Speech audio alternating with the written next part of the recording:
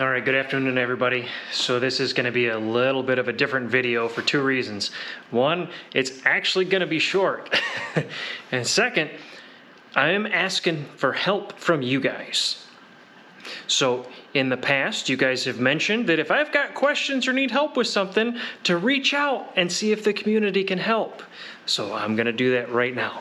If you ended up watching the live stream that I was a part of last week with Rodney and Eric from East Texas Homestead, I mentioned that my family had bought a fixer-upper home years ago. We're going room by room through the house and gutting each room and working on renovating and fixing up the house. So I'm standing in a room right now that we haven't renovated yet, but I still would like to be able to use it because it's a beautiful room.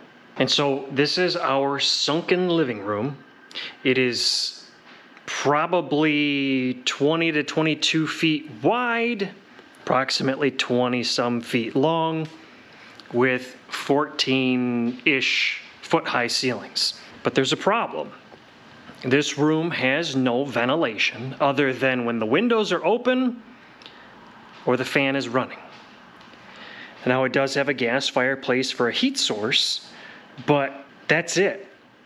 So during the summertime, this room can be 82, 83, 84 degrees, while the rest of the house is nice and cool.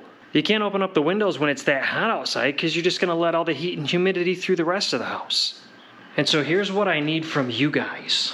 Before we actually do the renovation on this room, which I don't know when it's actually going to happen. It's probably not going to be for several years, just because so many other projects fall into place first. And this room is going to be pretty expensive. But I would like to put a mini split in this room before we do all the renovations so that we can still use the space. I mean, we've got couches in here, we use it as our family room, TV, but it gets miserable when it's, 80 some degrees outside. You really don't want to be in here. That ceiling fan just cannot keep up. So here's my questions to you guys. Have any of you guys installed a mini split on a room this large? And if so, what'd you use and how's it working? Another question is, how did you calculate what size mini split you needed for this kind of room? Everything that I've looked at so far talks about calculating the square footage of the room to figure out how many BTUs you need, but when you got a 14-foot high ceiling, that changes the calculations on everything.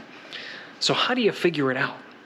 So if any of you guys can, point me in the right direction, help us figure out so that myself and my family can utilize this space more during the hot summers and the cold winters, we would greatly appreciate it.